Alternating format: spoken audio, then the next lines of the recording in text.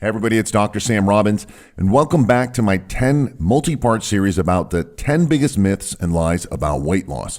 Now today's myth number 8 is that losing weight is all about willpower. And if you're joining me for the first time and you've missed the first 7 weight loss myths, I suggest you check them out at some point after today's video. Now, the other day I was having lunch with a client who is one of these, fitness models and actors with great genetics, all right? And he's actually very well known, so I'm not going to name his name. Anyway, there was someone eating lunch at the table next to us, and they were just basically overweight.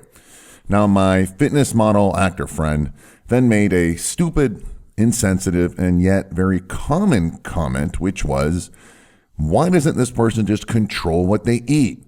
They're obviously lazy and have no willpower. Just eat less and exercise more. It's not rocket science.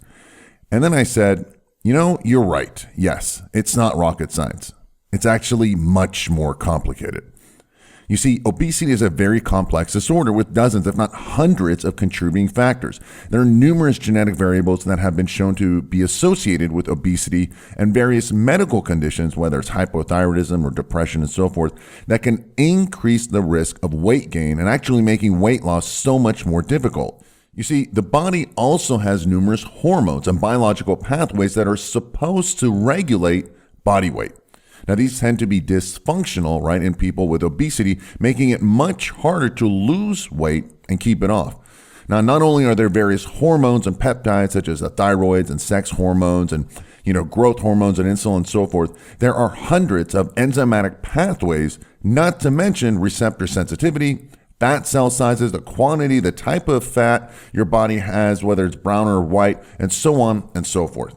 And genetics obviously plays a major role, and your lifestyle can actually turn on or off or magnify or minify these genetic factors.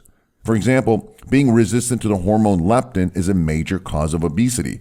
Now, this leptin signal is supposed to tell your brain that it has enough fat stored.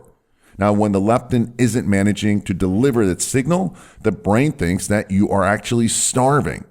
Trying to exert willpower and consciously eating less in the face of this leptin-driven starvation signal is extremely difficult, if not impossible for many people. In fact, there are even infants that are obese. So how can anyone blame that on a personal responsibility or lack of willpower? It is just very clear that there are biological factors at play. Eating is driven by behavior, and behavior is driven by physiology and biochemistry. That is an undeniable fact. Of course, this doesn't mean that you should go and just give up and accept their, genetic fate. Losing weight is still possible. It's just much harder for some people. They need to put in extra effort with that, with what they eat and drink, the type of exercise and duration, managing their stress levels, and optimizing their fat burning hormones.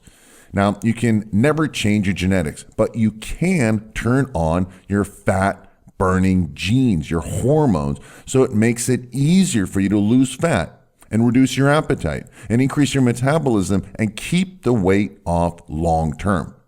And if you'd like to know more on how to do this, you can take a look at the next video. Just scroll down to the description area below this video, click the link, get the details, use the formula, and then let me know about the weight loss results you got.